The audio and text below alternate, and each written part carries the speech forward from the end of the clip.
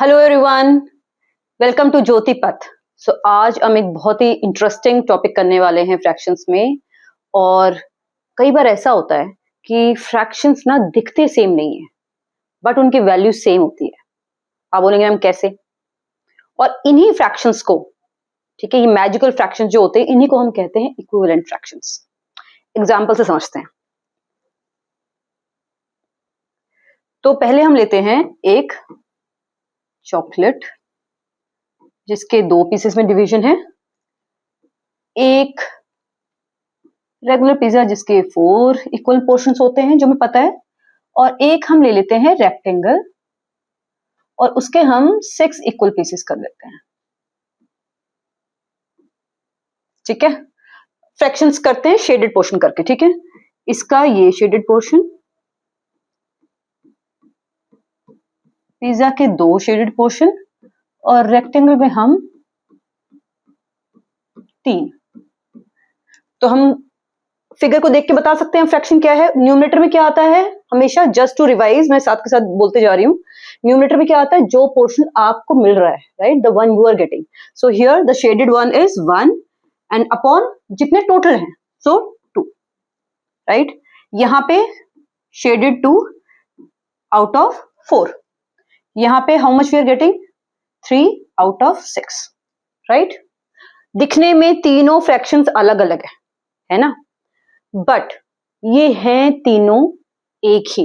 They have equal value. How? 1/2 को क्या मैं और कर सकती हूँ, रिड्यूस या कुछ कर सकती हूँ? नहीं कर सकती हूँ, क्योंकि ऊपर 1 है। 1 से ज्यादा छोटा मैं मल्टीप्लीकेशन में कुछ ला नहीं सकती। 1 1 1, राइट। उससे कम 0 ही हो सकता है। अब 2/4 को देखो, क्या आप इसको ऐसे लिख सकते हो? सेम नंबर जो न्यूमरेटर और डिनोमिनेटर में आप मल्टीप्लाई करके ये आए। तो अब आप देखो, मैंने इसको ऐसे लिखा है। अब देखो 1 2 2, न्यूमरेटर आ गया, 2 2 4, राइट। सो एक कॉमन नंबर ऐसा है जो आप जब मल्टीप्लाई कर रहे हो न्यूमरेटर और डिनोमिनेटर में तो आपको ये मिल जा रहा है। So we can reduce that common number from numerator and denominator. तो अभी क्या बच गया? 1/2। मतलब 2/4 जो फ्रैक्शन है वो एक्चुअली 1/2 ही है। यहां आप देख के कैसा समझोगे? पूरे पिज्जा का ये जो 2 पीस है ये हाफ ही है, राइट। टोटल 4 पीस थे और 2 पीस उसके हाफ है। एक तरह से देखिए हाफ आ गया, ये वाला ऑलरेडी हाफ है। इसको देखते हैं, तो यहां पर भी क्या मैं ऐसे लिख सकती हूं?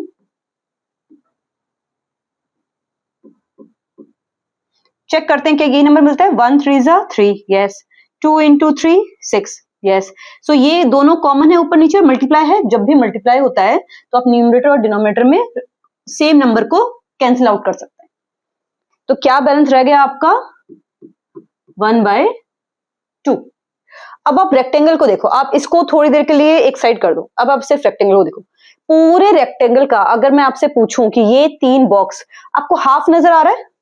अगर ये पूरा है तो ये इतना सा पोर्शन एक तरह से पूरे रेक्टेंगल का हाफ है, राइट। सो ये देखिए हाफ आ गया यहाँ पे। सो जब हम इनको शेडेड पोर्शन को हमने ऐसे लिखा तो ये 1/2 2/4 3/6 लग रहा था, बट रियलिटी में तीनों फ्रैक्शन सेम है और इनको हम कहते हैं इक्विवेलेंट फ्रैक्शंस। अब इक्विवेलेंट फ्रैक्शंस निकालना कैसे होता है? कई बार क्वेश्चंस आपके एक्सरसाइज में आप देखोगे, एक फ्रैक्शन दिया होगा और बोला होगा फाइंड नेक्स्ट 3 इक्विवेलेंट फ्रैक्शंस और फाइंड 5 इक्विवेलेंट फ्रैक्शंस। तो वो कैसे निकालना है? अभी एक चीज आप नोटिस कीजिए, ऊपर और नीचे सेम नंबर से मल्टीप्लाई करना होता है। देखो सेम नंबर से ऊपर और नीचे, न्यूमरेटर डिनोमिनेटर। सो अगर क्वेश्चन है फाइंड 3 इक्विवेलेंट फ्रैक्शंस,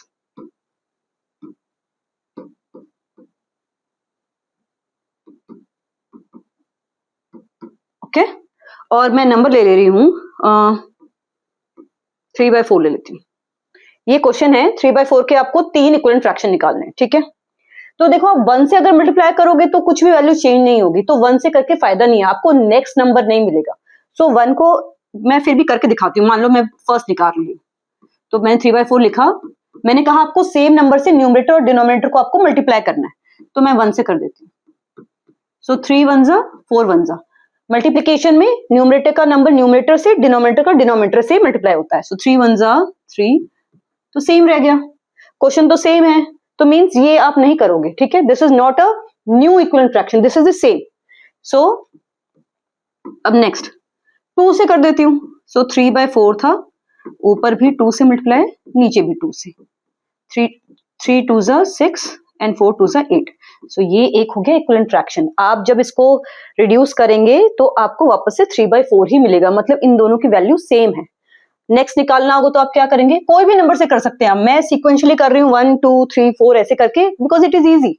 आप इसको किसी से भी कर सकते हो, 100 से करो, पर ऊपर नीचे सेम फिर 100 से ही करना, ठीक है। अब 3/4 लिया आपने, मैं नेक्स्ट के लिए इसको 3 से कर देती हूँ, न्यूमरेटर और डिनोमिनेटर में। 3 3 9। सो ये हमारा सेकंड हो गया। और क्योंकि मैंने क्वेश्चन में आपको 3 निकालने को बोले हैं, राइट, सो इसलिए मैं 3 निकाल रही हूँ। ये मेरा फर्स्ट हो गया, ये हो गया सेकंड, और ये वाला थर्ड। सो 12/16। अंडरस्टूड कैसे निकालने equivalent fractions? So we have to multiply the numerator and denominator by the same number, because it does not change the value. आपकी वैल्यू चेंज नहीं होती है, क्योंकि ये कैंसिल आउट हो जाते हैं।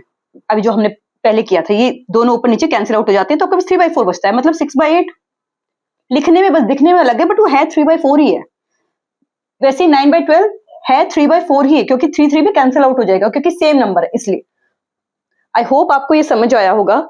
नेक्स्ट क्लास में एक बहुत इंपॉर्टेंट चीज, बेसिक जो ऑपरेशंस में मैथ्स में यूज होती है, वो है सिंप्लीफाई कैसे करते हैं या रिड्यूस कैसे करते हैं फ्रैक्शंस को, हम वो देखेंगे। तब तक के लिए please follow and subscribe my channel. See you in the next class. नमस्ते, जय हिंद।